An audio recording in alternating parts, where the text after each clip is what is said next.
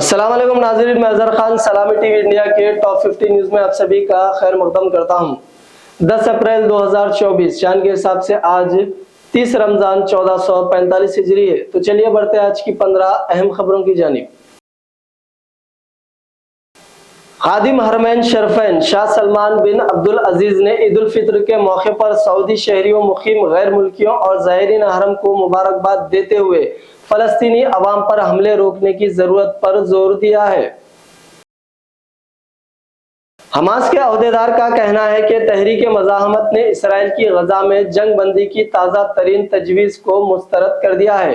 Senior अहदेदार Ali बुराका ने गैर मुल्की मीडिया को बताया कि हमास ने कायरा में होने वाले मुज़ाकिरात में तजवीज़ करदा ताज़ा तरीन इसराइली जंग बंदी की तजवीज़ को मुस्तरद कर दिया है। रवां बरस अमेरिकी इंतखाबात के लिए डेमोक्रेटिक पार्टी के सदराती उम्मीदवार सदर जो बाइडन और रिपब्लिकन के मुतवक्की उम्मीदवार डोनाल्ड ट्रंप अमेरिका के कलीदी गैर मुल्की व मुल्की मामलात पर बहुत मुख्तलिफ ख्यालात है। दोनों अमेरिकी खारजा पॉलिसी के अमूर पर भी एक दूसरे से मुख्तलिफ ख्यालात रखते हैं। बरतानवी वजीर खारजा डेविड कैमरॉन अमेरिकी दौरे पर मंगल को वाशिंगटन पहुंच रहे हैं, जहां मशरिकी वस्ता की सूरत हाल और गजा जंग पर अमेरिकी क़यादत के साथ साथ बातचीत के अलावा यूक्रेन की जंग मुश्किलात और ताज़ा सूरत हाल पर भी तबादला ख्याल करेंगे। आलम इस्लाम के secretary general doctor Mohammad Ali Isa ने कहा कि गजा में बच्चों और औरतों की हलाकतों के वाक़यात नाकाबिले कबूल है। डॉक्टर मोहम्मद अली ईसा ने कहा कि गजा में दरपेश सूरत हाल के जिम्मेदार यहूदी नहीं बल्कि इसराइली हुकूमत है। महाराष्ट्र में महाविकास अघाड़ी के दरमियान सीटों की तकसीम का हतमी फैसला हो गया है। इस फैसले के तहत रियासत की कुल 48 लोकसभा सीटों में से शिवसेना उद्धव ठाकरे को 21 सीटें मिली है। कांग्रेस के हिस्से में 17 सीटें आई हैं, जबकि एनसीपी शरद पवार 10 सीटों पर इलेक्शन लड़ेंगे।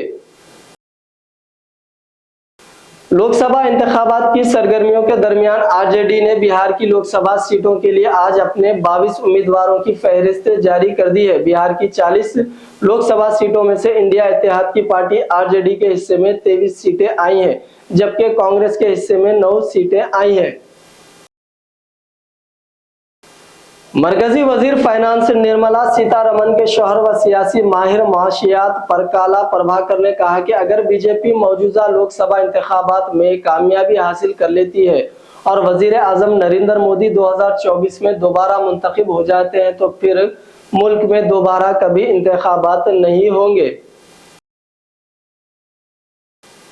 लोकसभा की रुकनियत से महरूम और कृष्णानगर से तृणमूल कांग्रेस की उम्मीदवार महुआ मोइत्रा ने कहा कि इंतखाबात वही जीतेंगी, चाहे जेल से बाहर या फिर जेल के अंदर हो।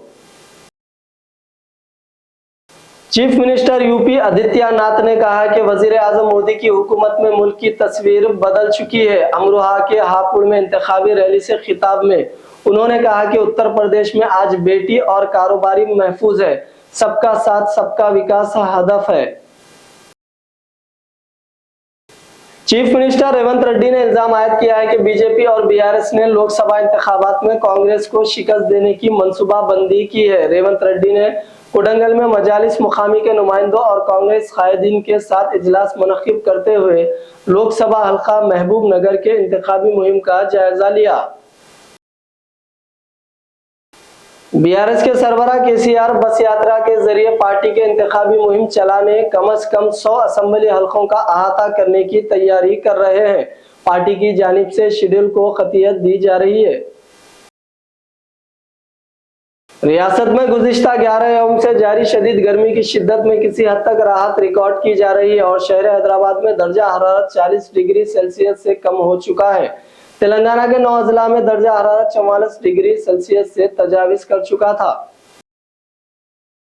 सदर नशीन रियासती वक्फ बोर्ड सैयद अजमतुल्लाह हुसैनी अंबर बाबा ईदगाह अंबरपेट में नमाज ईद उल फित्र के इंतजामात के लिए 50,000 रुपए जारी किए हैं। तेलंगाना रियासत के तरक्की और आवाम की खुशहाली के लिए पार्लिमानी इंतखाबात में बीआरएस के उम्मीदवार को मुंतखब करना जरूरी है। कांग्रेस की रेवंत सरकार के पूरे 4 माह में कहीं भी कोई तरक्की नजर नहीं आ रही है। साबिका रियासती वजीर व रुकने असेंबली सिद्दीपेट हरीश राव का बयान।